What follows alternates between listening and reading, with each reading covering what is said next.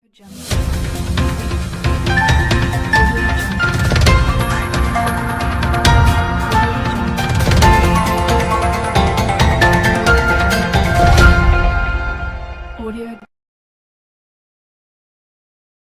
morning, viewers. Thank you very much. Welcome to Punchline Africa Television, broadcasting live exclusively from London, the general headquarters of International Civilization, as they call it.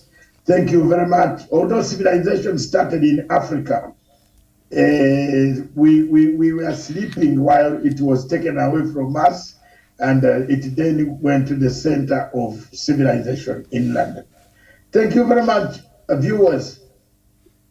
Good morning. This is Matanga Global Trends. Today in my trends, I'm going to look at Democratic Republic of Congo. With me in the studios of Punchline Africa Television in Nairobi is none other than Miriam Ogutu. Good morning, Miriam, in Nairobi.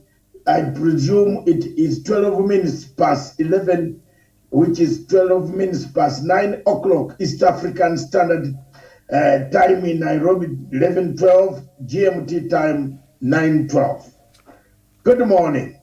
We are soon entering a very dark point where you must give us space, and we are going to fight over that sunshine. If the type of hardships that we see, that gas medium across here, the gas that we used to buy for 100 pounds, it can't last you 3 days. Jesus Christ, it used to last us 1 month. Our bills used to be 100 pounds per month. Now 100 pounds in the United Kingdom takes you only 4 days for your gas, and it is coming to winter. So you must help us. You must be prepared to receive many of us, create more space. I hear there is quite a lot of space where there is drought.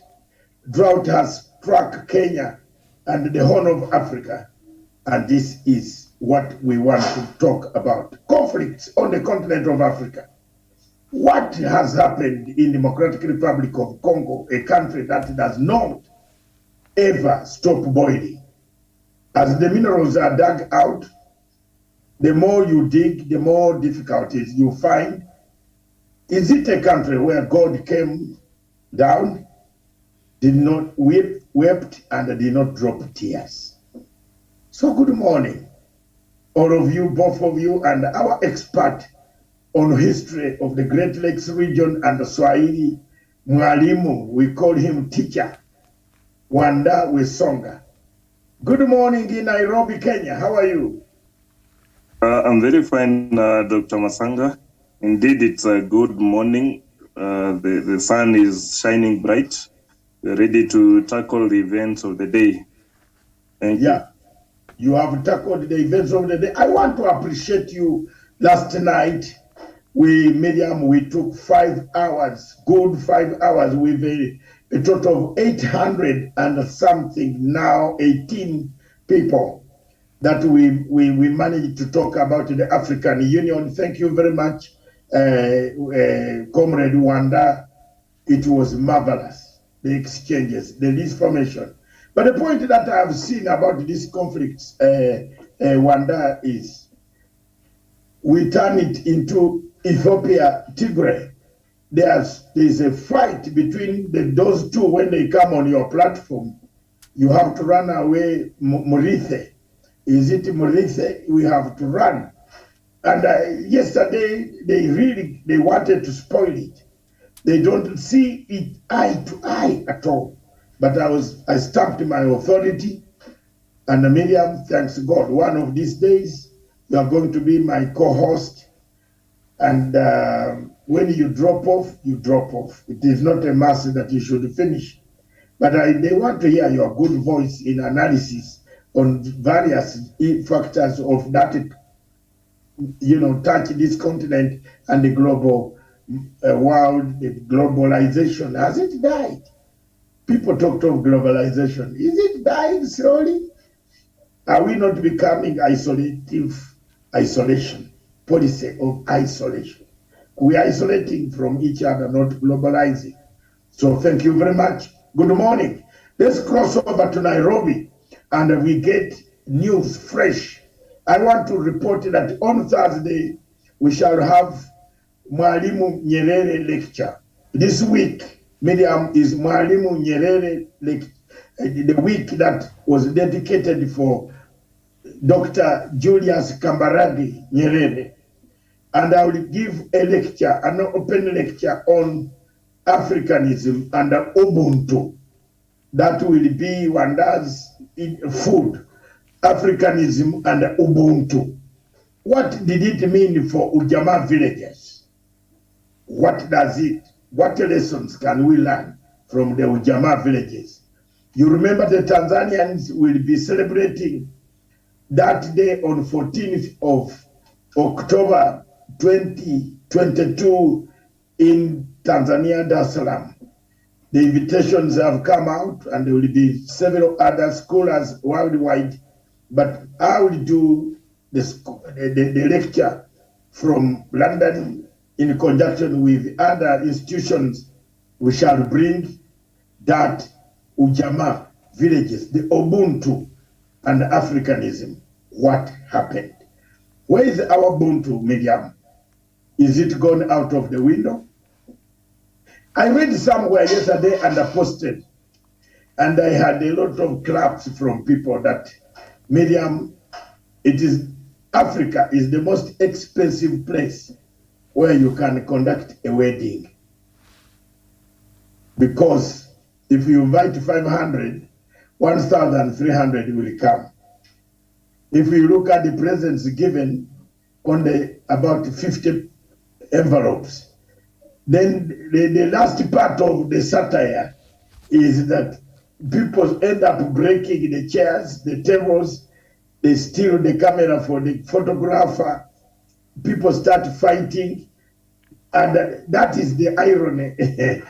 Actually, one of the satirical things that I wrote yesterday, and I have received quite a lot of laughter from so many people that it is true. But I want to tell you, Miriam, quickly, that a friend of mine told me exactly what he went through. He went to wed, but he came back, he had to borrow money from me. And I'm sorry to have the African news, the Kenyan news, and the regional and African and global news. Then we switch to our topic, the Democratic Republic of Congo. How can we silence the guns? Have we lost? What can we do to pick up the space we have lost? This is Dr. David Matanga, right from London. Over to you, Miriam, in Nairobi, Kenya. All right. Thank you so much indeed. A very good morning to you. Good morning to our panelists. Good morning to our viewers. Good afternoon, good evening, depending on where you're tuned in and joining us. Let me just bring us up to date quickly with the latest news headlines, and then we'll just get back into our topic of discussion. My name is Miriam Ogoto, and it is a pleasure to have you on board. We'll start with the Kenyan newspapers this morning. We start with the Standard newspaper. The main headline, hustlers miss out on Ruto's 30-day boon. Whereas friends and loyal politicians have been rewarded by appointments from the legislature to the executive, 30 days down the line, Mwananchi is still experiencing tough times. A drought is ravaging the country, fuel prices are at an all-time high, and cost of living just got worse. That story is on page 4. Utamaduni or Huduma Day, confusion reigns. That story is on page 5. 51 billion Kenya shilling CBK loan for banks to stay afloat. That is on page 32. Ukraine feels heat on Putin, a bridge wrath. That story is on page 36. Backstabbing, mistrust held up Kibaki Raila cabinet naming.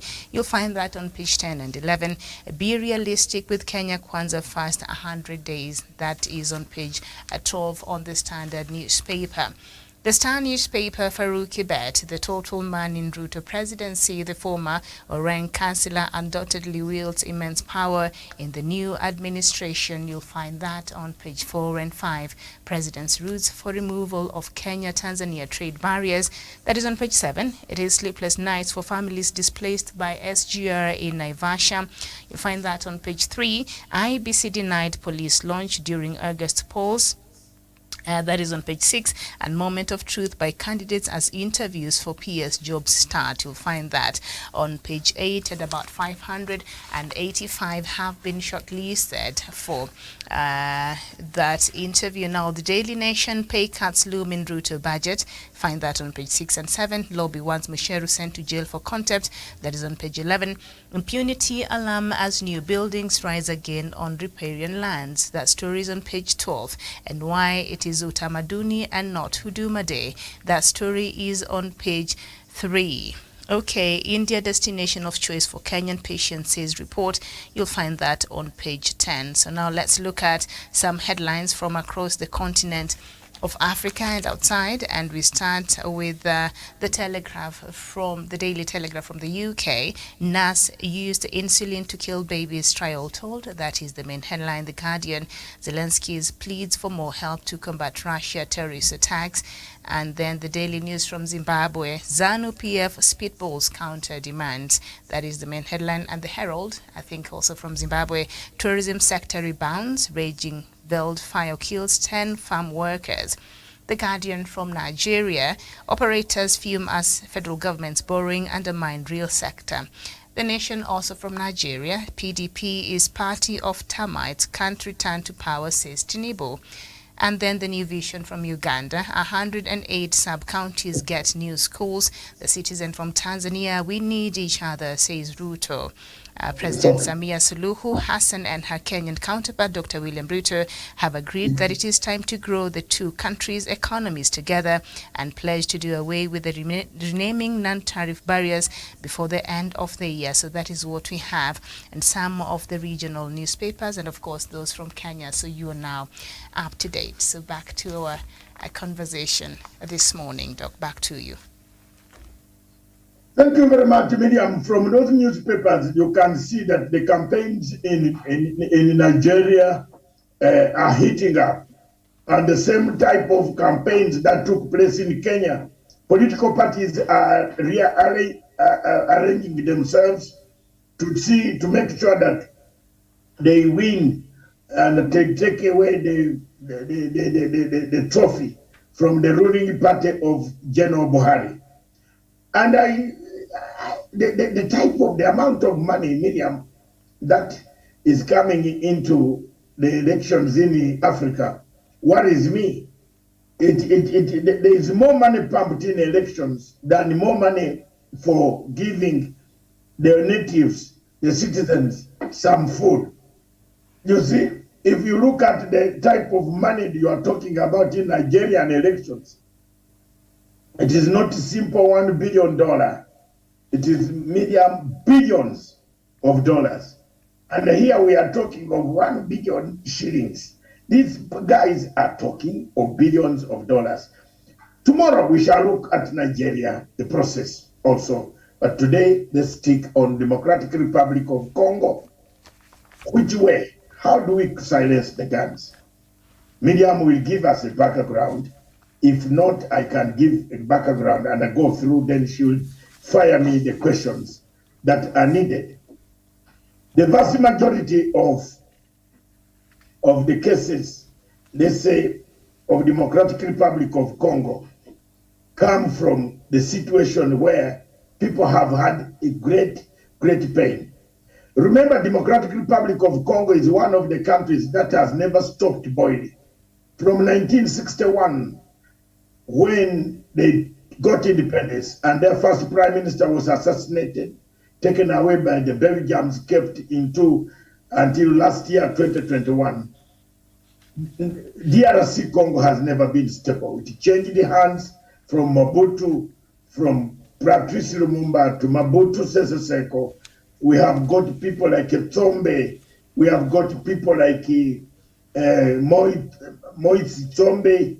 We have got the provinces that wanted to go away from the parts of DRC Congo, the Banamulenge provinces on this side near the Uganda-Rwanda border. We have got also the copper, the mineral-rich area of Katanga, the secessionist policies of Katanga. I think I better use this as my basis of coming into what happened, what went wrong. How can we silence the guns that are hammering Congo today? First, anybody going into Congo must look at the terrain. This is a country with vast equatorial forests or tropical forests covering a densely populated, a densely, overgrown areas with a lot of trees, evergreen, producing a lot of rainfall. That gives a sanctuary to the rebels who hide under the trees who cannot be noticed by airplanes unless there is either smoke or there are metals that are down. That is one of the obstacles. So when you are going into Congo, you must study that terrain. Terrain is the most important thing that also creates how do we stop the guns. The second thing is the divisions, the lack of infrastructure. I was very pleased, and I'm still very pleased about Kenya going into Eastern Congo to build infrastructure so that infrastructure can be used to come in and alleviate the problems of the people of DRC Congo. Some of them who have never known that Mobutu died a long time ago, but they still think that Mobutu is still the president. Miriam, you remember, and the panel, that in the last elections, there were over 2.5 million people who were gerrymandered out of an election. They never voted. And the election went ahead to be declared free and fair because they said someone planted the scare of Ebola, and that population, there are so many tactics that Africans win elections. You can say there is an earthquake coming, and an earthquake is about to happen in that area. And I don't know, Miriam, I don't know what you people in Kenya would use as one of the tactics to gerrymander these elections. If you say that by October 2027, around August, there will be an earthquake trauma, a Richter scale 5.7, people in those areas will run away and they will not register. So these are some of the tactics that Congo has had for so many times. Ebola arrived from nowhere near elections, and Kabila had 2.5 million people, voters, not voting. They didn't see the president. They don't have any allegiance to the president. They are between themselves, the fruits they eat, the food they eat, and God.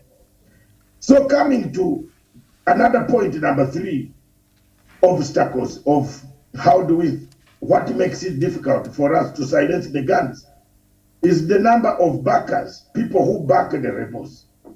Have we really looked at how to resolve this problem?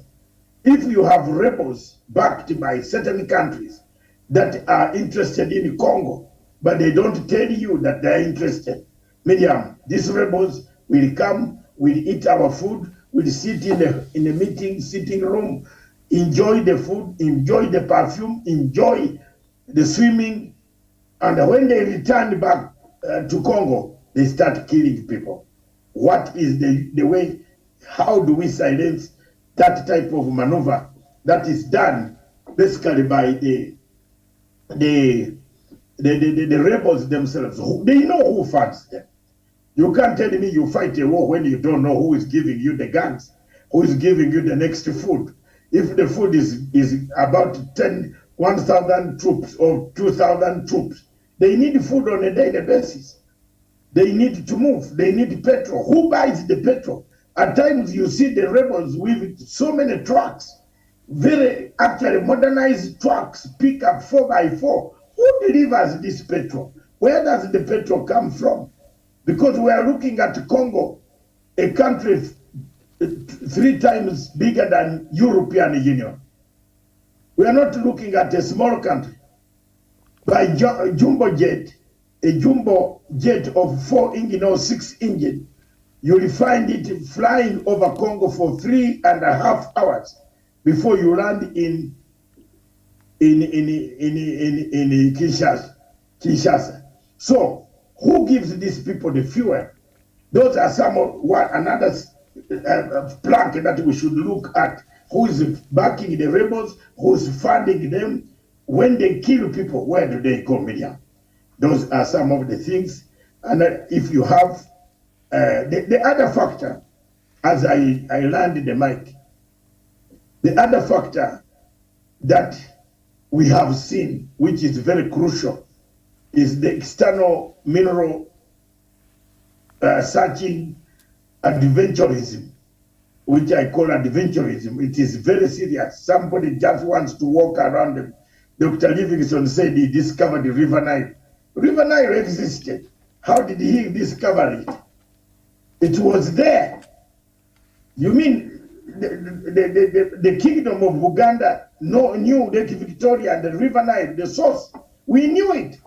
Our people of those days, but Dr. Livingston adventurously walked around Nyasaland and all these places. And guess what? He arrived at River Nile at the source and said, hey, I have come. I am in River Nile. I am the one who discovered, speak, Dr. Livingston. I am the one who discovered the River Nile, the source of the River Nile. No. Lake Victoria had its name. And the name of Lake Victoria, according to the historian, Wanda will tell you, is called Narubale. Narubale in Uganda means Katonda, the God. Because people could not wonder where this water came from. So the Baganda said there is God there. Even in Uganda, around that region in Kampala, if the worst comes to the worst, you go and shower a bit in Lake Victoria. Shower on the, I'm not telling you to go there because you could be swallowed now. But you can shower a bit and pour, like the Kenyans, when they go to Mombasa, there are 2 things they do. They have to go and swim very early in the morning to remove the body omen. So we had our own problems. But people came and told us that they discovered these things. We have been blinded, yet these guys were not looking for the lake. They were looking for minerals. They were looking for cotton. They were looking for... I wrote an article and there's somewhere I lamented. Does it occur to you, Miriam, that Africa produces cotton, exports cotton to Europe, then buys second-hand cloth from Europe? Have you ever thought about that? Isn't it choking you, Dr. Ajao, who has just joined us? Look at that. We take the cotton, then we are very happy men running around the streets of our capital, importing second-hand cloth from the same European countries when we have given them our cotton. What went wrong with Africa? This war in DRC Congo would have come to an end if we were serious about the negotiations. If we are serious about who funds us. If we are serious about where the arms come from. If we are serious about our motives. If we are serious about our destiny. If we are serious about what we want to gain. Because there is no war without gain. There is no gain without war also. The Industrial Revolution, Agricultural Revolution, all of you historians will tell you it is a people's gain. Someone has to gain. And a government in Africa changes. Don't expect you to be the same man. They have to gain. If they don't gain, they will push you. I saw that in Mugabe, in Zimbabwe, for example. The war veterans said, if we don't give us land by 2000, my dear brother Mugabe, you will be out of power. We shall remove you. I'm telling you this, Medium, frankly, and Ajao, my panel. So people's gain. I wish people told us, Miriam, openly, and the panel, that we are in Congo to make sure that we divide it. Isn't it time, therefore, as I land the mic, isn't it time, Miriam, for Congo to be rearranged? To stop the war, we have to rearrange Congo. Because people are, look, people, excuse me, people are doing dubious things, Miriam. They are doing dubious things in this territory. But they are not telling us why they are doing them. Then they come and say, call conference, call peace process. No. Why don't we sit down and be honest that time has come for us to rearrange Congo by taking some peace. Then we have peace in the region. It might look very, very difficult, but as a peace mediator, I first put that option on the table, Miriam, that what is it that you want? Because Miriam could be annoyed with me when she has not told me what she wants. I could be annoyed with Miriam, especially we men. We have a tendency of getting annoyed with women when we don't tell them what we want from them. It's better you tell her or you tell him what you want from him. Then we sort the matter. The conflict won't be there. If the person says, I am sorry, David, I am not interested. Will you come again, go into his territory? But the problem here is this, Miriam and the panel, and Dr. Jao and Dr. Wanda. Let me tell you, we have this problem in Africa where we go and do things without telling people that this is, I have come to steal your shirt. And I don't tell you I'm going to steal your shirt. Then I start cutting the trouser. Slowly. Come and take it and go away. I remain and look for another shirt.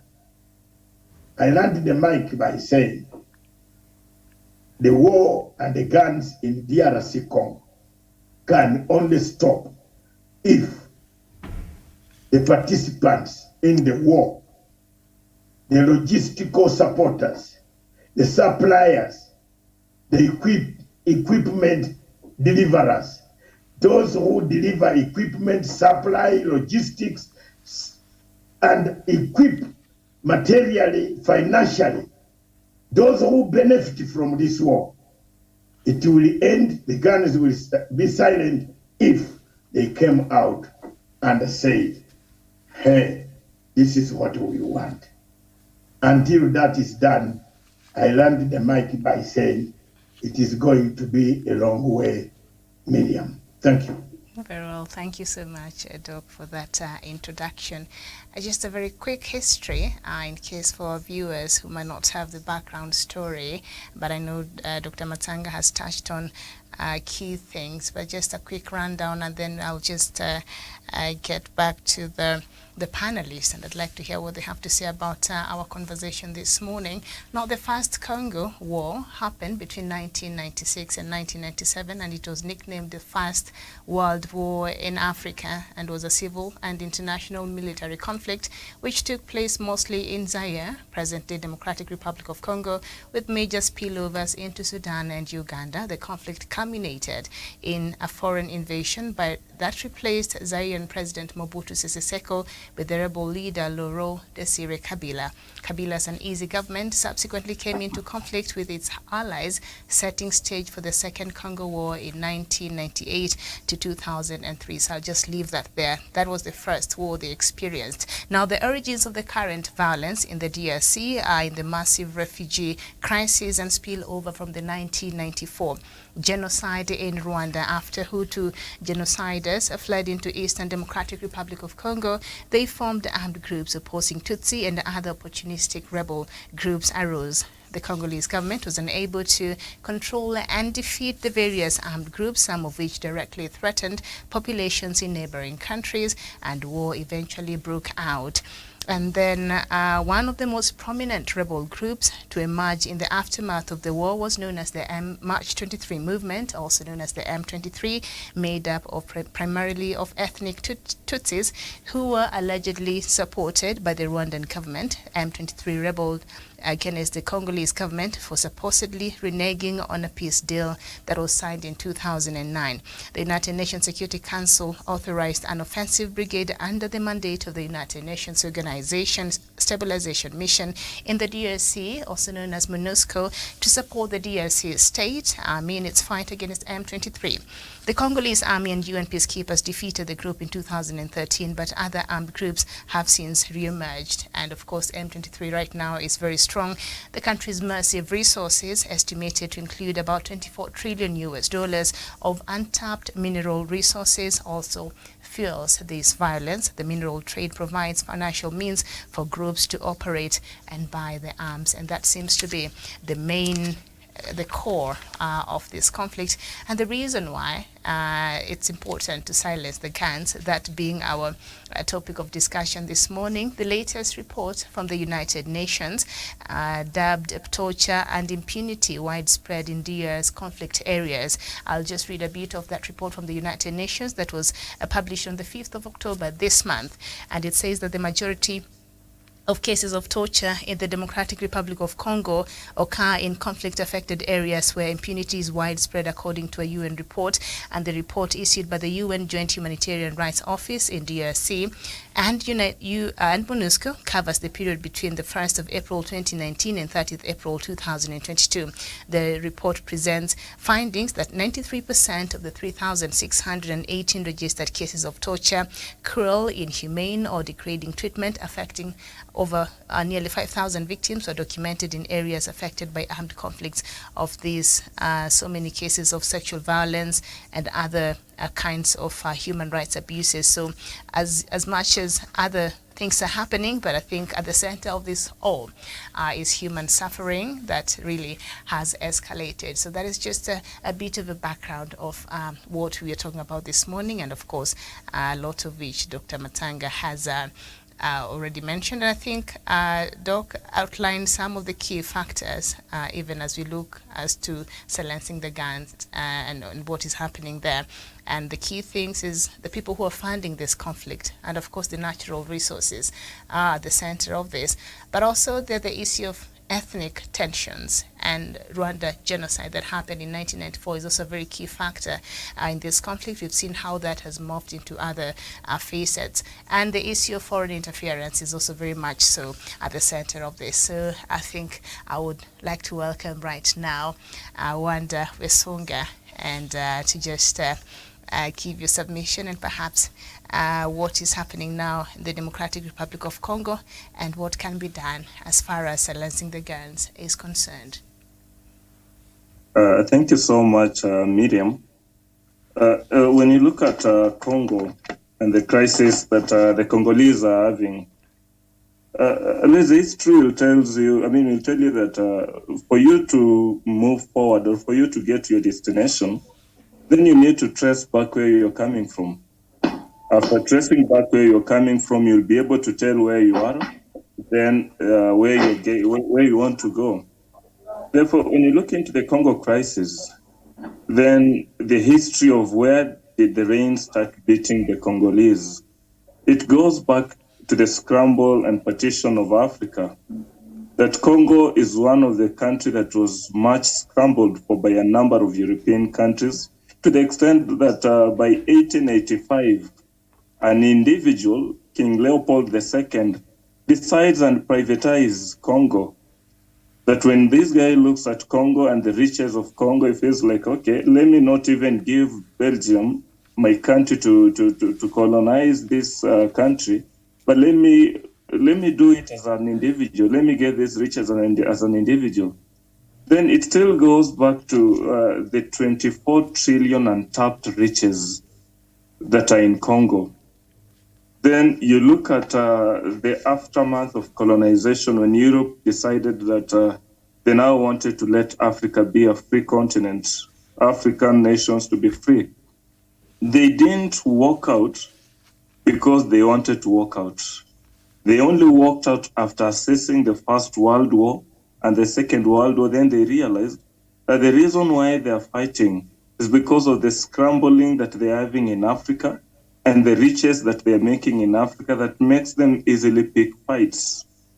Therefore, it is not a case of they were ready to leave Africa. It's not a case of they were ready to let Congo free. It was only a case of we don't want to fight each other because of Africa. And therefore, they only designed ways of colonizing Africa. You now look at Congo as a country specifically.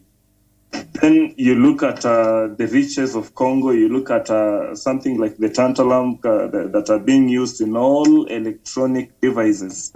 Then you look at who is managing or who is this person or which country are these that are producing more of the electronic devices. Then the finger will always point at the West, the finger will always point at Asia and not Africa. Therefore, the scrambling, the guns in Congo will still be there. Then go back into still the history and look into how did the Belgians handle the Congolese. Then you realize that our brothers and sisters in Congo are amputated as a way of trying to reprimand them or pushing them to deliver as exactly as the colonial masters wanted. The children were amputated, women were amputated, and even men were amputated. Therefore, the Congo crisis is a war based on history. That the white person or the Europeans, the West left Africa knowing that we are leaving behind a very rich continent, a very rich country. And therefore, we just cannot let it go. Now, for how do we then end this war?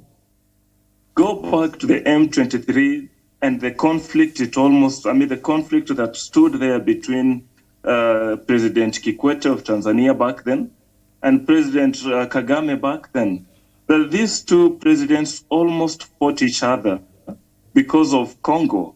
That one is for the idea that we cannot use M23 and terrorize our own Africans and kill our own people and destroy our own African country.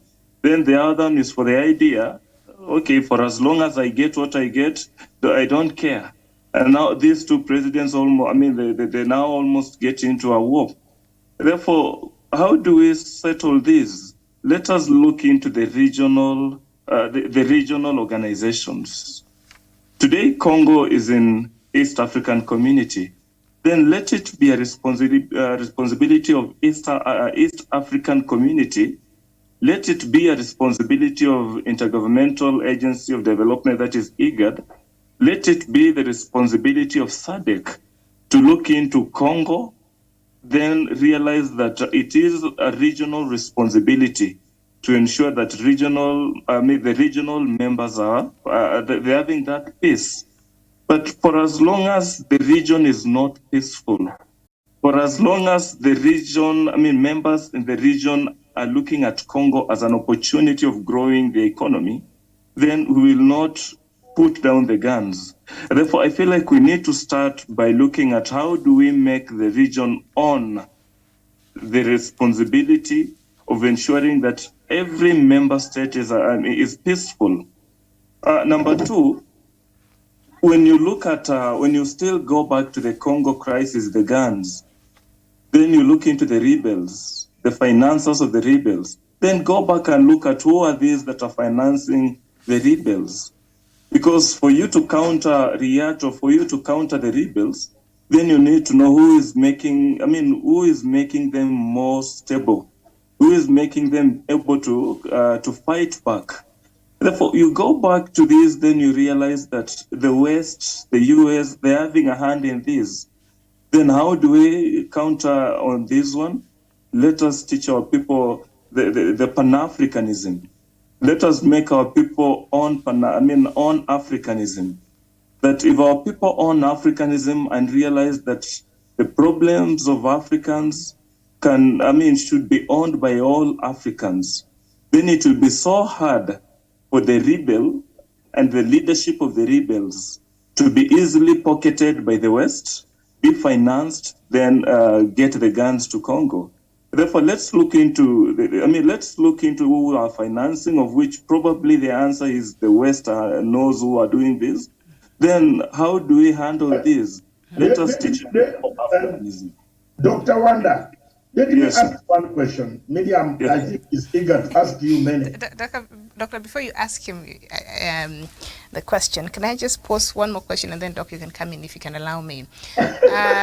Fine. The West, of course, we know the interest that they have in the DRC, and has to do with the natural resources. Indeed, Congo is really blessed, and of course, they don't get to benefit because there are people who are funding and fueling this conflict to ensure that the status quo is maintained.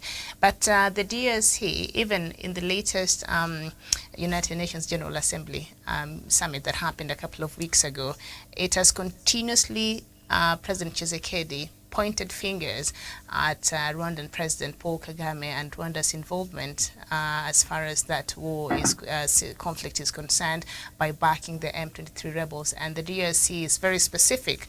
Rwanda is the one that is funding this very deadly rebel group. And we know there are over 120 rebel groups, but M23 apparently is the most lethal, and Rwanda has everything to do with that. Tshisekedi has maintained that. So even as we look at the Western backers, what can we do about, especially in the East African region, in the fact of Rwanda's involvement and those accusations? Do we just assume that we don't know what's going on in there, or that is something that perhaps we have to look at as the East African community? Now, the reason why Rwanda are being involved in this is because of failure to be Africans. The failure of owning the Africanism in them, and promotion of nationalism. That they look at them. Kagame looks at himself as a Rwandese. Then he looks at himself as, I want to promote Rwanda. Therefore, that's the only problem that we are facing. That we are not facing our issues as Africans, but we are facing our issues in our own rooms. These rooms in the name of countries. Like, I don't care what is happening in Congo, but I care what is happening in Rwanda.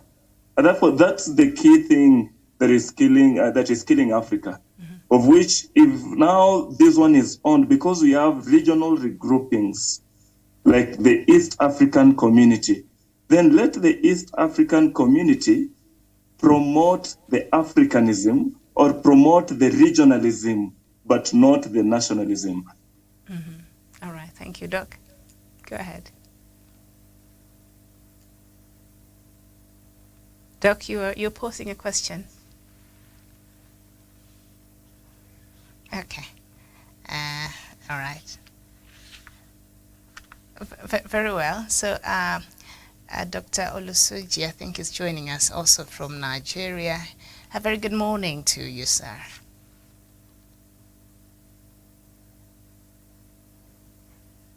All right.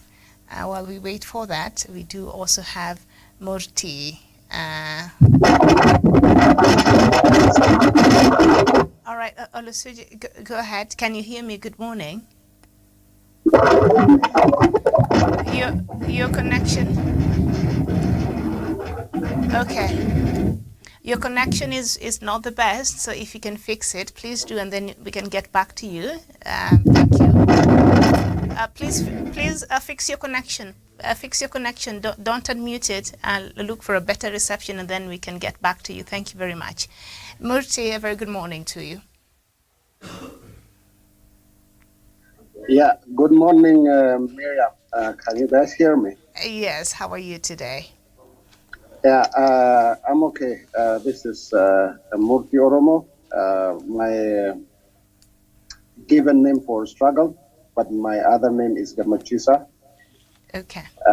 This is from Nairobi. I've been just following what our brother was saying, but I have not heard well.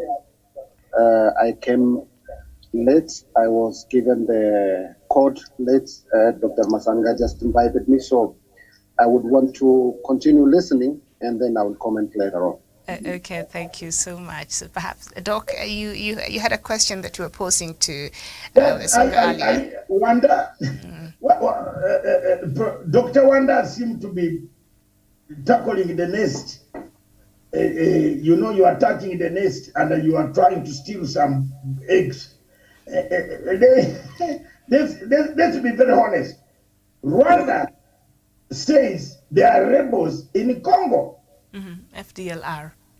There are FDR rebels in Congo who attack Rwanda and attack Uganda. So if we want to solve this problem, we need to talk frankly that Mr. Tshisekedi is also a problem. So FDLR are majority Hutus, Hutu, and M23 yes. Majority the Tutsis. Yes, and we cannot blame, you cannot go on blaming one side. We have to blame everybody who is involved. And I can see Ambassador Maina, welcome to the show for joining us after a long time, and we thought you had been taken by the difficulties that are taking place in Paris. But welcome to the show, Ambassador Maina. Now, this is a very new, different format of discussion, Ambassador Maina. Pop in and talk. You know, let's be honest. There are rebels that attack Uganda based in Congo. And there are rebels that attack Rwanda or that threaten the security of Rwanda that are based in Congo. Now tell me, if you talk of Africanism, isn't Tshisekedi an African? He is. So why hasn't he also started thinking like an African? Got his army, threw out these guys, thrashed them, and said, you go and do your activities wherever you are. So these two countries cannot have excuse. If we have wiped out the FDR and then the ADF and then other units that have sprung up in Eastern Congo. So let's all parties be frank to each other. Let Tshisekedi also come out and accept, instead of condemnation of Rwanda and Uganda, let him also condemn. Can he allow then, therefore, Kagame to sweep over?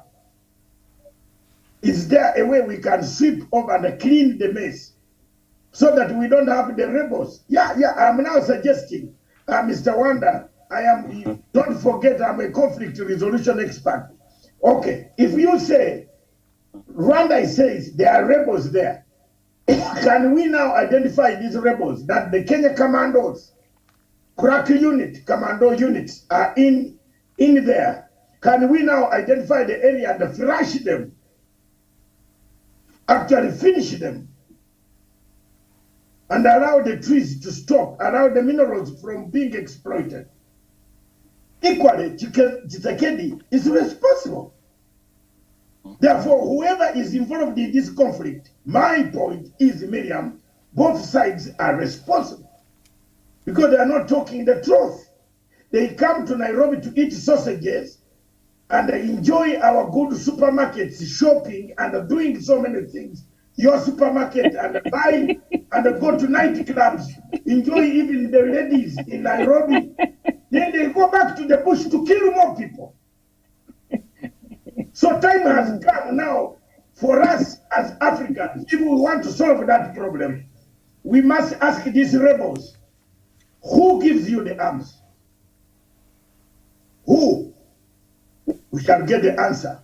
Then we must also ask the Tshisekedi, why have you left ADF and the FDR to be in the territory to disturb the two countries?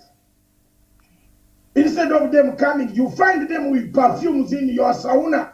When you are in Nairobi, perfume, they like perfume so much, all of them. You know, This is something that pains me. But Doc, and I do understand where that frustration is coming from, because Don't you see my frustration? that is a conversation we've been having here. Wait. Can I finish it? Miriam, you are going to be, you enjoy this part.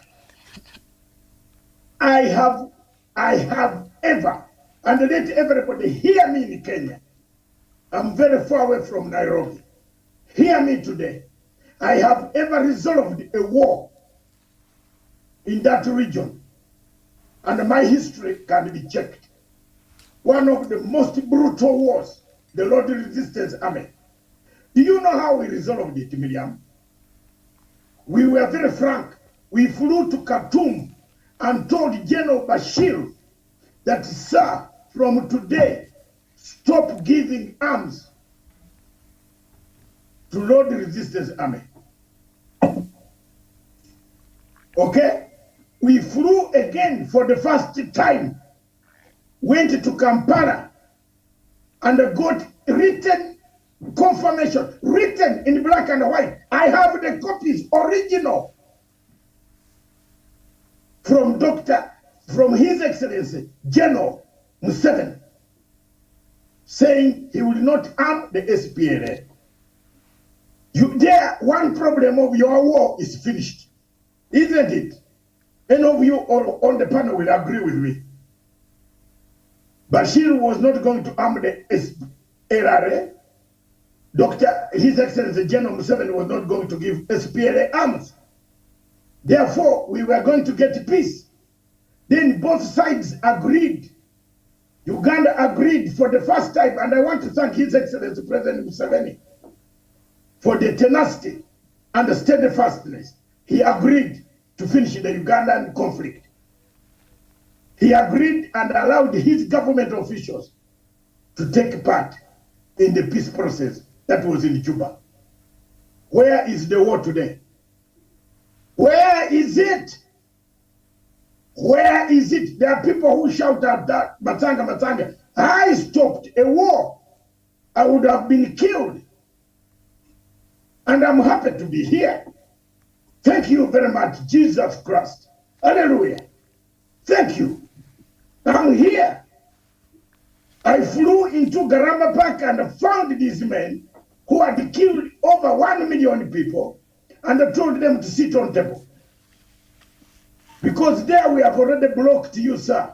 You want to go back to Sudan, kill people, and go to Khartoum, they will find you. Bashir says once he sees you, he locks you up. So, Miriam, we need commitment to end this war in DRC Congo. I brought that example because we need a commitment. We need a very serious commitment from the key stakeholders. But my question, who is not committed then? Who is not committed? All sides. Maina, all sides are not committed. But let the concerned country to be committed before going outside. Leaving Congo is not even committed. 99%. Now, Dr. Ajao, are you ready with your microphone? Or Miriam had some questions. But Dr. Ajao, are you ready before Mr. Maina? Maina has come in now with a complication now. Let Ambassador Maina go. I'll come later. Okay, Ambassador Maina, Your Excellency, Ambassador Maina, you are now asking who is who. You tell us. You are, in fact, you are one of those who travels in those areas. You speak French. Tell us exactly. Thank you, Dr. What happens? Thank you. Congo DRC is one of the complicated situations in Africa that to resolve it will take a lot of energy, a lot of time. Why I'm saying that? Because number one, the country itself is 99% responsible for their problem. Let us not start blaming the neighbor, blaming the Western countries. They are responsible. When you study the geography of Congo, we are 100% convinced that they are not even able to control, to govern their own country. Because it's a landlocked country, it's very locked, it's very complicated, no access difficult. Everything is complicated in Congo. But the government does not take the knowledge about it to understand, to say that how do we do even to bring a system of infrastructure that we can access these people to understand each other. And the worst thing, every new government who come have just one agenda, to accuse the neighbor, to say you are responsible of my problem. But why you cannot sit down to see that how me myself am responsible for this problem before I accuse someone else? For me, I'm not going to interfere between the two countries to say is this country or this one. But my view is very simple, Dr. When Congo decide to take responsibility, they will get a headway. There will be an exit at least to come down and to find a solution. But they have not decided yet. I know both leaders, the former and the new one. We sit with them, we discuss, but I'm not seeing any headway because there is no commitment. They have not decided to take action on it. Because the more you accuse someone else, to destroy your home, the more you become weak, the more you don't even know what you're doing. If you see a wife is bringing many men at home, there is something that's not working. You need at least to sit down to find out. That's simple as ABC. You are saying the neighbor is causing trouble in your country. Why? Mean that you are sleeping. Mean that you don't take care of your people. That's why somebody else is taking care of them. It's simple. And we are living in the world. We are living in the world of interests. That the more people have their own interests with you, the more you don't know, the more they will exploit you. We are living in a jungle life. So, Ambassador, in your analysis, you agree with me that the Democratic Republic of Congo itself, the leadership, is part of the problem. 99%. 99%. There you are. I think 99%. Dr. Wanda, I was not wrong. And 99%. I'm not the only one. They have started, you remember, they have accused Congo, they have accused Rwanda many times, even they have accused Uganda sometime, always. Why they cannot sit down to say that we are a failed nation, we need to sit down to redesign this nation to make sure we can rebuild it? Why sit down always saying, that they can sit down to say that. So that is the situation we are going through, and we need to know what do we do. Okay. For me, now the situation is one, Dr. Matsanga. Congo DRC become now a heavy load for East Africa because they have enter East Africa with a lot of problems. The problem that will take East Africa a lot of time to resolve it. Is there any planning, any agenda now to make sure that they can be helped? Are they ready even to get help? Are they ready even to agree to get help? This is my problem. This is the question I'm asking to the panel. Okay. Thank you very much, Dr. Ambassador Maina. Miriam, I don't know whether you have any questions. I saw Wanda putting up his hand. And yes, and maybe before Wanda comes, he can attempt to answer the question. I think what has come out is the lack of commitment of even the leadership of the Democratic Republic of Congo itself, because it's been accusing, pointing fingers at the Democratic of Congo, pointing at fingers at Uganda, Burundi, and other actors in that conflict, but the DRC has not taken responsibility to some extent towards its contribution to that conflict. So as we know right now, we have about 16,000 MONUSCO soldiers, peacekeepers there in the Democratic Republic of Congo, and of course Kenya had a bilateral agreement between us and the DRC, and they sent also KDF there to try and help in the peacekeeping mission. So I don't know if for us, if that was really necessary, and I think, Doc, we've had this conversation before, even when that idea was floated before they even left for the DRC. I don't know if we've welcomed ourselves to another chaos. We have involved ourselves to, maybe we should have stayed away and just help from a distance, and also the mediation process. Of course, they have been organized here in Nairobi for the, I don't know if they're still continuing, but when President Uhuru Kenyatta was there, some mediation process had started here in Nairobi, and all the rebel groups were invited except for the M23 rebels, and so that has continued to intensify their fight where they are, because they feel they wanted to be, on the table, but but because I think they refused to put their guns down, or for whatever reason, the DRC's government was not comfortable with them being on the table, and that is because of DRC's accusation that they're being supported by Rwanda as a country. So while the East African community sit and talk about this, 3 members of the East African community are being accused of funding and doing whatever they are doing, and their contribution. Yes. So how are Key we? members. How we? Yeah, 3: Burundi, Uganda, and Rwanda. Key members. Yes. Key members. So how are we going to find a solution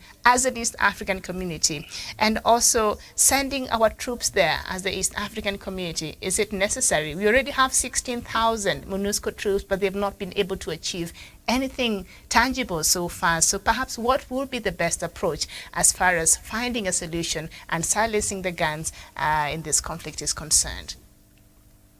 Miriam, before Muruti Oromo comes in and Maina responses, and I wonder. Dr. Masanga, mine is just a question. It's just a question adding to Miriam's. Can I go ahead? Go ahead. Yeah, go ahead. Yeah, actually, it is very nice how Miriam just presented the question so that it would be a great discussion. Look, now we have another huge problem coming in the Horn of Africa. As we all know, the involvement of Eritrea in the civil war that is taking place in Ethiopia, which is also another burden for the East Africa and the Horn of Africa in general. And how are we going to relate to the DRC and the issues of Rwanda's involvement, accusation of involvement? So how can we manage all this? I mean, comparatively, is the conflict seen differently, or how can it be balanced, or I just want to understand the relation between the conflict in Ethiopia, the involvement of Eritrea, and the conflict in DRC, and the accusation that Rwanda is involved with, and how can East Africa and Horn of Africa, and also DRC and the whole African continent as an African, can we handle this? Okay, Murit, you have given a very good question, and I will answer it this way. The same monkeys have only changed the forest. Can that answer you? In Eritrea, yes, honestly, the monkeys have changed the forest. The forest is the same. The forest is Africa. But the monkeys have just shifted. For example, the question of DRC, the question of DRC Congo, the same monkeys, the forest is the same, and that one of Congo, the monkeys have changed. No, the monkeys are the same actually. Those who look for the diamond, the gold, they are the same. Now in Eritrea, the forest is the same, Africa, but the monkeys have come in different way. The conflict in Ethiopia is also funded by, if you look seriously closely on both sides, there are funders.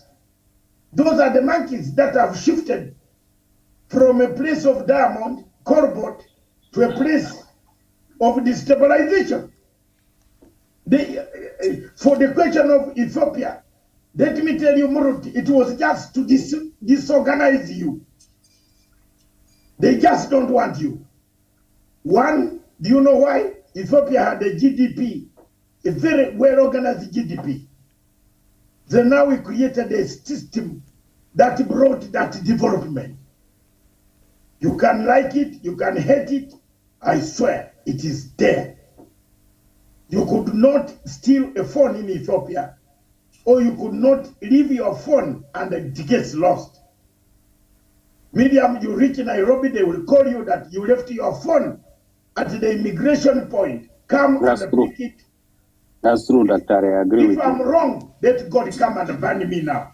I agree with you. I saw it many times. You can't lose anything. So when Bazungu, the same Bazungu saw a country organized like that, When in New York, these black tall guys who come here and threaten our women, they steal people's phones. Some of them, that they are rapper, they really what? You go to their, you, Miriam, try to go to there where they live. You live a better life in Nairobi. I am telling you, you people live a better life in Nairobi than those blacks who come down. You know why they have resorted to music? You know why they have resorted to music? Every black man has to do music. Oh, man, Mary Karen, who? Because there is nothing they can do there. The capital is not theirs. The forest is not theirs. Even the monkeys are not theirs. They are just bystanders. And I want to tell you here on this platform that Masanga is the last man who can dance saxophone music. Ask me why, Miriam. I will never dance or listen to saxophone. The saxophone is for slaves. Yes. While they were taking capital, which Wanda was talking about, they told us to play music for them to relax in the farm, put the legs like this. Ooh. Then you find you see Hurricane Katrina in New Orleans. The whites ran away faster than the blacks because the blacks were enjoying a drink and a saxophone. I rather, excuse me, Miriam, if there's space in Kenya, please put me in your boys' quarters. I rather stay there. There is life. There is very good life in some of these places. When you see our brothers coming and are saying they need back Africa, it is not a joke. So, in DRC Congo, the monkeys are the same. The forest is the same. In Ethiopia, the forest remains Africans suffering. The GDP of Ethiopia, Tigray, the buildings that you see in Addis Ababa belong to Tigray. The guys from Tigray, those tall buildings, even this man who ran, that man who ran, and do you know how many banks he has buildings he has in Addis Ababa? What is his name?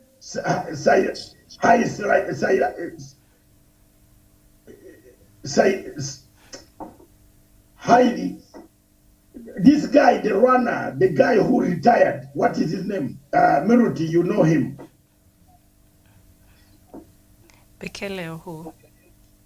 No, Bekele, not Bekele. Yeah, Heidi. Yeah, Haile Gebrselassie and Kenenisa Bekele, both of them. Yes, the most of those, you see the buildings that you see in Addis Ababa belong to who? They belong to them. And where are they from? They are from Tigray. Yes, tuambiane ukweli. So, Dr. Matsanga, they are not from Tigray. Gebrselassie and Gebrselassie is from the RC, and Kananisa is also from Oromia region. But it is true that there is a lot of building that was belongs to the Tigray revolutionaries. So they have, but not specifically. The two runners are not from Tigray region. All right, correct. I might have got that one of the facts not correct, but when I saw him talk in support of a united Ethiopia, and he told us on TV that he is from Tigray, I don't know whether he was telling us a lie, but he's a part of that. Or the journalist is the one who put the words in him. I got you, Dr. Mazanga, again to correct you. He went there for a mediation. I mean, for elders, big people. They went there. Okay. They were coming from there, and he was explaining. I think you got it wrong there, so it's okay. It's fine. Yes, I got it right from there, but not wrong. I thought he was from there. Thank you very much, Muriti. Muriti, for bringing us to that. Now, look at that type of scenario.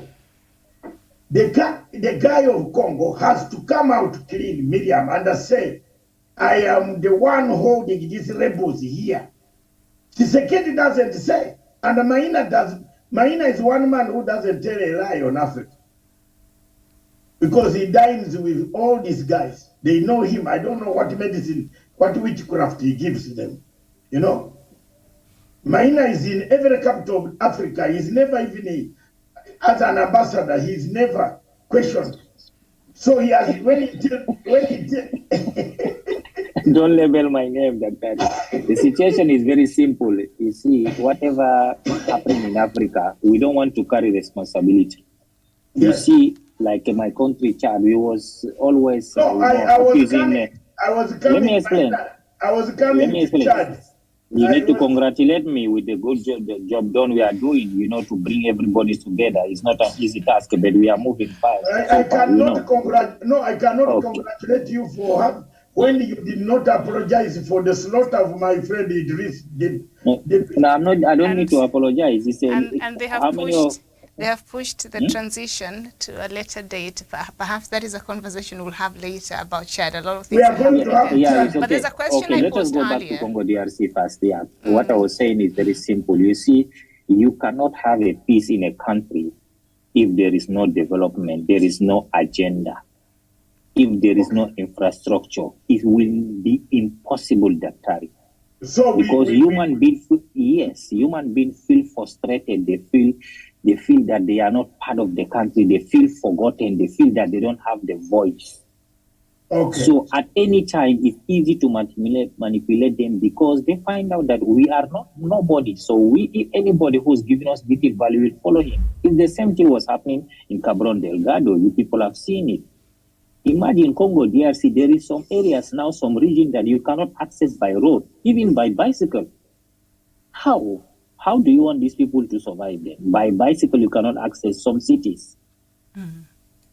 And so mean that if they are not able to make sure that they can develop the country, at the end of the day, it's going to be difficult for Tshisekedi to do anything. Even the next president will never do anything. Believe me, because it's 20 years going now. UN is there for the last 20 years. So how come a UN live in a country for the last 20 years, but there is no peace? There has never been any change for the last 20 years. Nothing has moved on in the country. When we are talking about DRC, we know only Kinshasa. But when we talk about another country, we know all their region, what happened. So the president need to come out to say that I am running a failed country. We need to sit down. You people need to help me now to fix it. The moment he come out clear like this, I can advise the East African community now to sit down to find out what is the solution, what is the way forward. Instead of accusing your neighbor, going everywhere, this one destabilizing my country. Say that I failed. I don't know how to go about it. Please help me. Because you can't help somebody who did not tell the truth, right? Okay. Thank you, Dr. Don't go away. There is Dr. Alcidio Ajao. At least I can see you have arrived in the University of Ibadan. All right, thank you, sir. How are you, sir? Now, let me make my point quickly, and I'll be listening to everybody. Thank you so much, Miriam, Dr. Wanda, and Dr. Maina, Ambassador Maina, and Dr. Matanga. Thank you for your contributions. I have a perspective which is similar to some of you, but I beg to disagree a bit.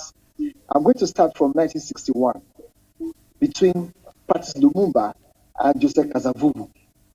That was the origin. And Dr. Wanda was talking about what happened in the past, how somebody colonized that place as a personal property. I understand that. What Ambassador Maina said. I want us to reason with that. He said they have no commitment to develop that place. We can't just be tokenizing that development. And when I mentioned Kasavubu and Patrice Lumumba, two of them, they were the victims of Cold War era, right? But the fundamental question there did not address that. How do we develop this space? Did not address that. And that was what Ambassador Maina was saying, that as long as we are not developed, they say Erdogan is a devil's workshop. It's as simple as that. And if you stand for nothing, you fall for anything. Even in Nigeria, Boko Haram is a poverty-driven conflict. Thank you, my imagine brother. bandits in Nigeria. Thank you for understanding. In Nigeria, but I understand it very well. You are right. You know, bandits in Nigeria, they capture some people demanding millions of dollars. When they could not see dollars coming, you know what they ask? They ask for Naira. Of course. Food as a ransom, food to eat. And if you go back to the classical philosophers, Thomas Hobbes, he said, in the state of nature, life of man was short, brutish, nasty, solitary, and poor. Poverty is one of the state of nature. We have to banish poverty. Africa is not ready for it. Once you banish poverty, you know those guys, they live by the gun. So it has become conflict entrepreneurship. What if are you you ask saying? them to, what I'm saying is that Ambassador, repeat that let one. Me come back to my, let me come back again. If you don't address the fundamentals, basic human needs, food, cloth, and shelter, it says some places you cannot access that one with bicycle. That is frustration aggression theory in peace studies. We call it frustration aggression theory. It's a confirmed story. And again, let me go back to psychology too. In psychology, that's what we call locus of control. You say, my father is poor, then I will live and die as a poor man. But the external locus of control say, okay, my dad is poor, but I have the agency to transform my life. It's in psychology. But we Africans, they colonize us, so I will never remain poor forever. But you can hold on, okay, I'm poor, but I have the agency to transform my story. Do you get it?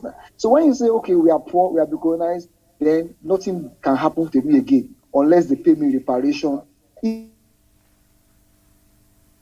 It's a fixed mindset. You block your creativity. Now, if you have a growth mindset, you say, well, it has happened. Okay, I'll give an example of Singapore and Malaysia. Singapore was colonized. India was colonized. The guy that headed the Google now is from India. He's school in India and went to work in US. But Africa, we keep on rehashing. Oh, we cannot go further. External minds are coming. And what Ambassador Minor said that when the Congolese leaders, I'm coming back now, sir. I'll conclude my talk now. If Africans are now okay, what can we do? I'll hand over the mic to you, sir. I'm coming to you, Dr. Matsanga. I heard the story how you solved the problem. I'm encouraging you to tell me more facts. Thank you. Now, when you mentioned that you went to Bashar in Sudan to say stop harming these guys, and you went to Museveni, that is what we need. We need some talk. We call it citizen diplomacy. We need such intervention. And I think if you yourself, Ambassador Minor, can go and talk to the president of DRC, guy, come here. No, they are his friends. They are his friends. Okay, well, we can go there. We can do something. Okay, what can we do? Because let me conclude my talk now. You cannot help someone who don't need help, my friend. Are you helping? Let me tell you, Ambassador Minor. East African community, he can come out to come to us in Nairobi and tell us that something is not going. You help me. I will tell you something now. After the Cold War era in 1991, all the Western power left us. And the Chinese man discovered that there is a vacuum. So a Chinese man will come and talk to your president and get them sign dubious contracts. But we Africans in diaspora, we fold our hands. Hey, how Europe underdeveloped Africa. But China is now coming before our very eyes, underdeveloping us. We are doing nothing. We are still talking about China is developing where? No, it depends. That's what I'm saying. I say he's underdeveloping us. He's actually deindustrializing because Africans in diaspora, they keep lamenting, agonizing instead of organizing and engaging. So I think DRC Congo, maybe we can go there as we did in Sudan. We can engage them, try to educate them. Guys, what is your problem? Can you create a phone battery in DRC? Your resources, can you transform? What can we do for you? Can you mobilize global funding or diaspora funding to invest? Create job for these guys. I read the report sometimes. They say rebel guys in DRC, they are afraid of one thing. If they drop the gun, their food security is not guaranteed. Okay. They live by the gun. Okay, let me drop the mic here so that you guys can go. You have hit too many points and the people are eager to find out. Miriam, I don't know whether you go with Dr. Ajao's theory that it is we who are a problem. And I think we are a problem. Yeah, I think We what Ambassador Maina, mentioned there before, because it's easier to point at other people because we don't want to take the responsibility. And I think that is what has been happening. And the country and the leadership of the DRC has also a stake as far as where the country is today. But, they have not taken accountability for their role in the conflict. I think Wasonga, wanted to speak there earlier. Yeah, There's a question I say posed. something. There's a question I Then posed. I will come back to give you 2 minutes each. And Wasonga, then there's a Miriam- question I posed there earlier about, as much as we're here trying to solve this problem, some of the actors who are also part of the solutions are part of that problem.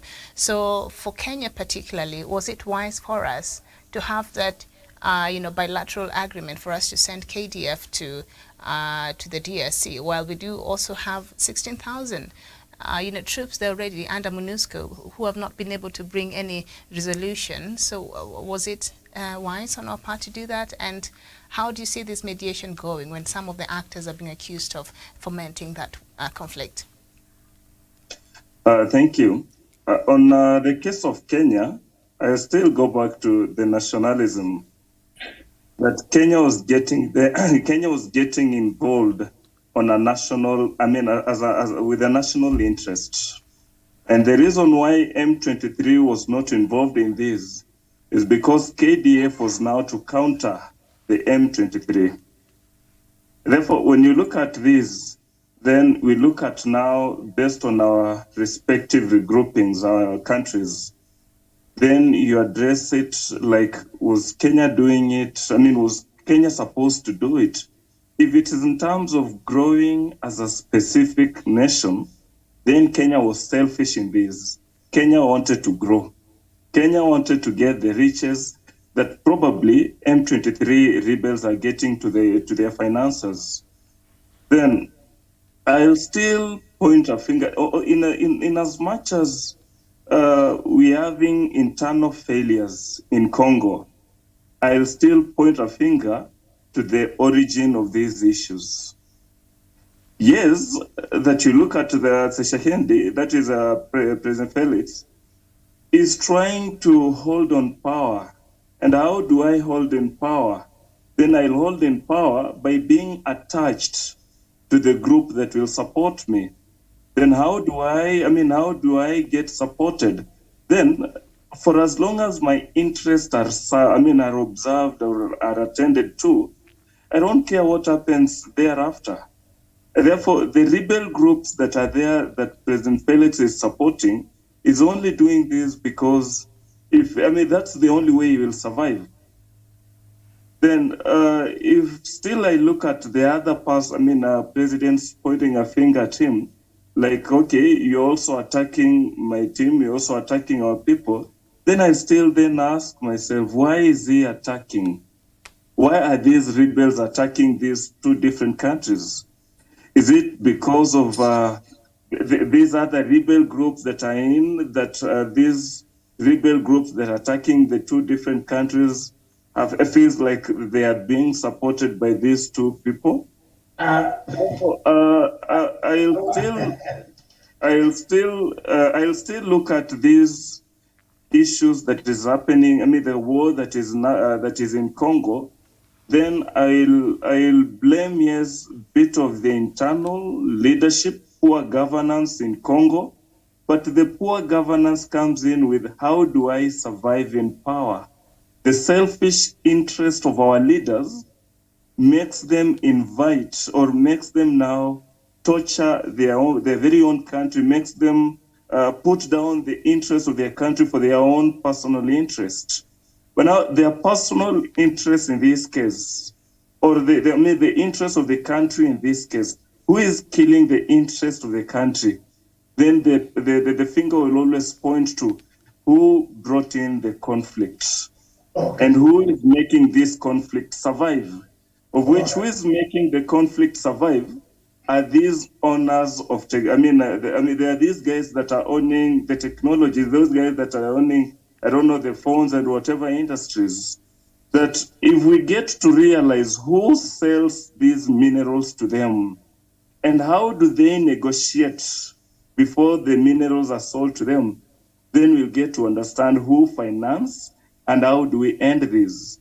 Because the poor governance, because we talk of having the infrastructures there. It's not that they don't know the importance of infrastructures, but they know the infrastructure will be a hindrance to their interests. Therefore, whoever is financing them is telling them, okay, make sure you're not going to do A, B, C, and D. Because if you do A, B, C, and D, then you'll make our mission not successful. Then the question here is, do you want us to support you so that you remain in power? Then if President Felix says yes, then the case here comes in. Because you're saying yes, then make sure you dance to the tune. You dance to our tune. Therefore, Doc, yeah, go yes, ahead. Finish. As I finish, I am very eager to jump to break your neck. And therefore, as I finish, I'll still go back. In as much as we cannot keep on crying and crying, I don't know, the colonizers, they did A, B, C, and D. But it is true that the colonizers are involved in this, and more interests are now coming in this. But now, how do we solve this? How do we make the West realize that we are now ready to stand on ground and negotiate with them? That if they need our minerals, we'll put them on the table and bargain. How much are you giving us? Then let us not address nationalism, but let us address Africanism or regionalism. The regionalism and Africanism will set the policies that will ensure Africa is peaceful. Then the minerals that we're having will be placed on the table. Then we'll negotiate how much are we selling these. Okay. Mm-hmm. Thank you. Have you finished? Mm-hmm. Yes, I find it very difficult for people not to see what I have seen. And what is that? To take the example of two thieves who come to steal your goods.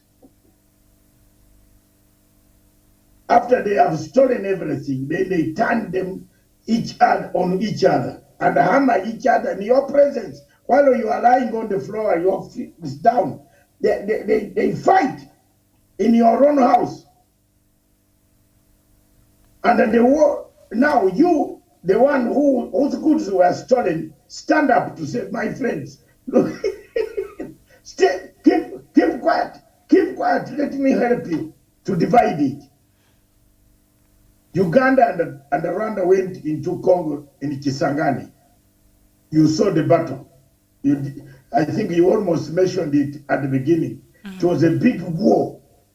The two countries have never forgiven each other for that hammering. They hammered each other very badly. They lost men. Very prominent, important, well-organized, trained officers died. Now, when you tell me that, you see, the Congo conflict, Miriam, is everybody wants to say something, but they don't say it. You know, I am hungry, but I can't tell Miriam that, Miriam, you know, I am very hungry. Can I take one of your bananas or your cassava and cook? Miriam would say, please, yes, I have plenty of cassava, take some, but don't come back again next time. Now, the point of which you are taking, before I come to, should Kenyan troops would have gone there or not there? I'm coming there. Look at the point. Let me convince you here. All the forces that go to Congo, apart from Kenyan KDF, the other forces that have actually physically gone there, Uganda has gone there to wipe out ADF soldiers, are terrorists who are based there, as they claim. Rwanda also wants to wipe out Interahamwe, Hutu rebels that are funded, that the Congolese government accepts on national television and worldwide that they do exist in their territory. Now, apart from going there to wipe up those things, some of these countries have got an ambition. And the ambition is all the people who are bordering us on the western part of Uganda and the western part of Rwanda are Banyamulenge. Are you hearing me? They are Banyamulenge, one tribe. They are cousins of the Rwandese and the cousins of Ugandans. They have suffered. They have been marginalized. And yet they have a very huge population. Kinshasa itself does not know what is happening at the tail end, the toe of the same leg, of the same head. So these people decide, say, we feel we are not even part of Congo. So the aim here is we are not telling the people the truth. These guys want to dismember, to arrange Congo by having a new state. I submit, I land my mic on that point. Medium, east or west, the aim is to create a Banyamulenge state, a state of the people, the cousins of the Ugandans and the cousins of Rwandese in that area. If I'm wrong, Angel Gabriel help me to think a better. But the aim is hidden. Maina, you know that very well. It is hidden there. Someone has hidden it, but he doesn't want to say. But time has come for us to say the truth. Let them come and say, we want a state which we can develop and it can work. And as Muruti said, not Muruti, Dr. Jao said, a poor mind is the most dangerous mind. Poverty. Poverty is the most dangerous asset, that liability that God has sent to us. If you are poor, you can be told to jump into Lake Victoria and go down, and then they tell you will come back, yet you might not come back again. You know? So poverty has played a part in this conflict. And inequality goes back to the conversation we were having, Doc, the other time, inequality, which I think is one of the key drivers of these conflicts that we've seen across Africa, especially. There you are. There you are. You have made a point. Now, on the question of as to whether Kenya should have gone in or not, the Kenya's mandate is not, apart from the ones that have gone now, the crack unit of commandos. Then Kenya should observe, should know that Rwandese could turn, the same conflict could turn on them like it turned on Tanzanians. Can someone tell me why Tanzania is not very keen in this peace process? Maina will tell you that he knows inside his heart why Tanzania does not come to attend fully these conferences. You see, if you look at the events taking place in East Africa at the moment, regionally, we want a borderless state. But will this borderless state come? When somebody near Uganda closed the border for 2 years, Uganda and Rwanda closed the border for 2 years. Some of us lost business. Some of us who had trucks stood there, took all the money on hiring space for a truck to stay for 2 years without working. You have to pay mortgage. You have to pay the higher purchase if you took them on credit. Miriam, look, can this be a borderless state?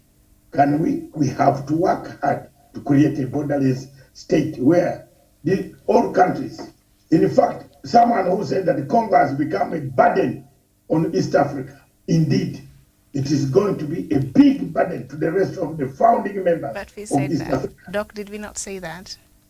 The timing of it, did we not say even before it joined, the timing was a bit, maybe not the right time? Exactly. Miriam, you said it. The timing here, and we said it much earlier, the timing was very, very difficult, very bad timing. And I submit, therefore, Kenya should have, and let Kenya stick to the original MOU of sending in the troops to do infrastructure.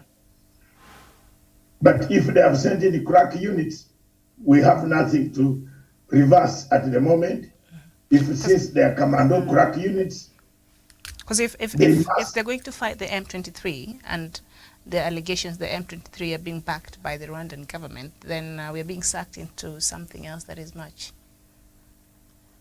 I think at a later stage, I will also say something about it as things develop, but I will have to notify the mediator about one or two things that worry me.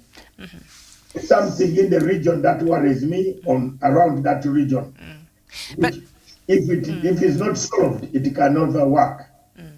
But Doc, even as we've been having this conversation and the points and opinions that have come up throughout this discussion, and I think Ambassador Maina brought it up, and throughout I've seen this has been the theme.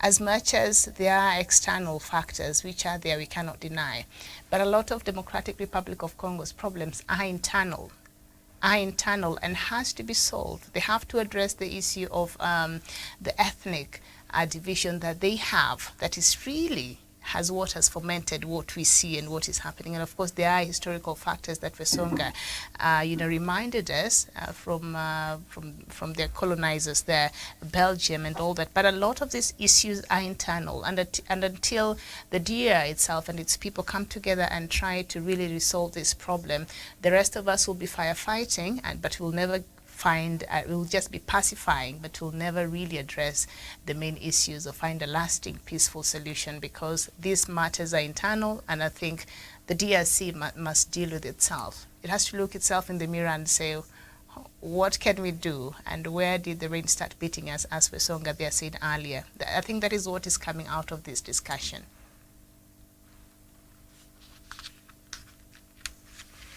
Okay, thank you very much.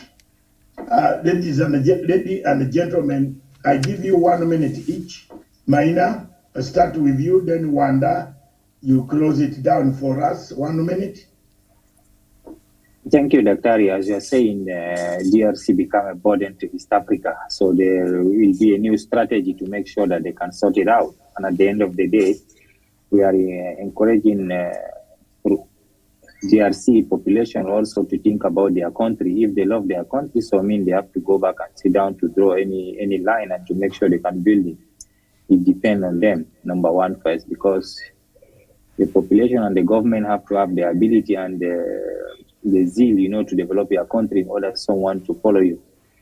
And in this new era, we need to stop even talking about the external forces without knowing our force first, because it depends which force do you have in order the external to fight you. There is we are seeing democracy in many countries now. Things are moving very well, especially when we see the things going on in Kenya, many countries. So we have to encourage also other countries to start following the same path.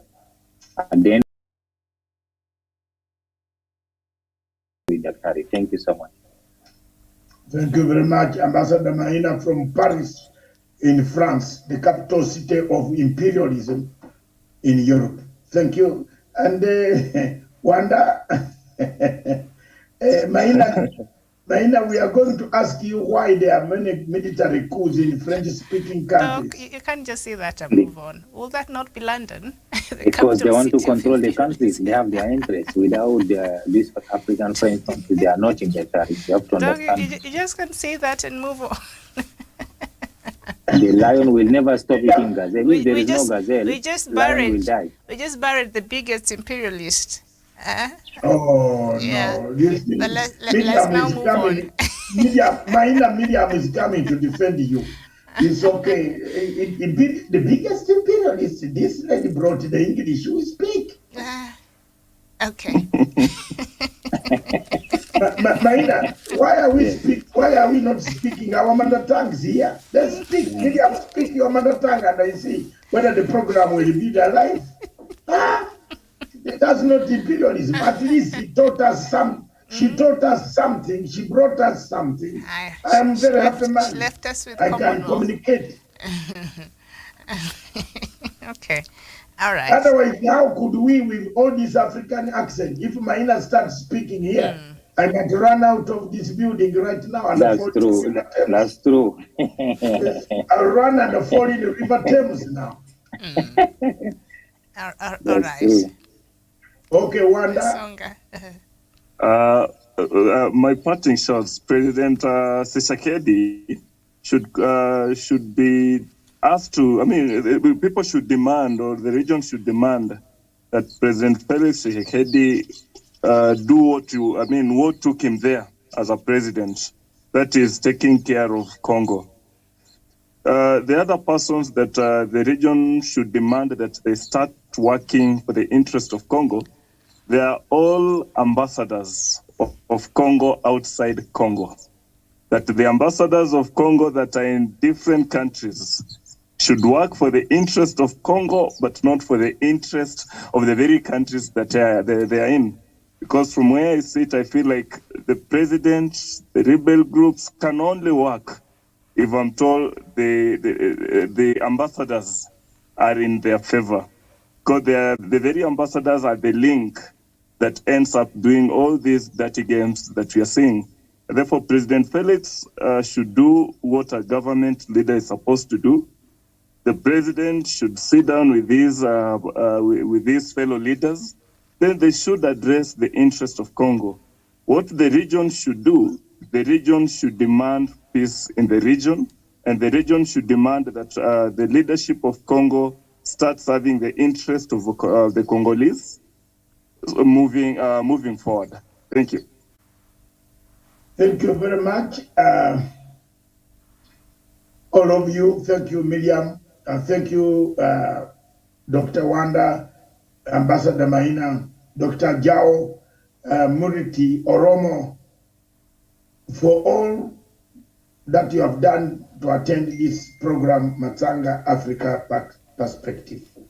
Sorry, Matsanga Global Trends. I would like to take this opportunity, therefore, to tell you that really, Africa, we have a problem.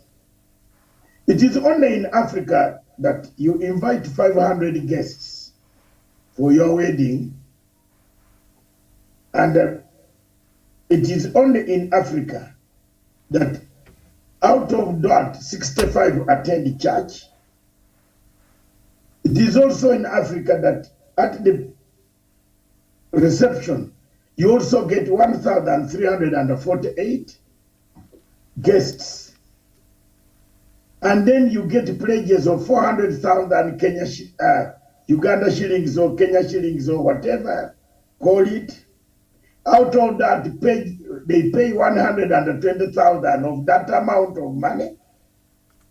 Then you get 43 gifts out of 1,348. You get 27 envelopes out of that crowd. Delivered the dishes of 1,500 yourself. Missing items, you will find 43 telephones are missing from people's bags. 324 spoons will also miss. And I want you to find me the magic here. 10 cake knives also go missing. 1 photographer camera missing. Then people start asking about boyfriend, girlfriend. My girlfriend is missing, my boyfriend is missing. Then the remaining gifts, as you are sorting out, 4 people start fighting outside the tent. 50 chairs are broken. 5 tables are broken. 3 decoration curtains are missing. And then the worst part in Africa, the groom's mother slaps the bride. I am proud to be an African born in Africa. A friend of mine narrated me that story with tears. That is the story of Congo. We want to take something out of Congo, but we are not telling the truth. Uganda wants something. Rwanda wants something. Uganda already took something and they were taken to the ICJ, and now they already started paying the reparations. They made the first Thank you batch. very much. Maina, you have got that story, or I can send it to you. So, Uganda is Thank you so already... much, Dr. Thank you. Can I send that story to you straight away to you? Thank you. Thank you. Okay. You No enjoy problem. it, and there you Yes. have it. You have that story. Eh?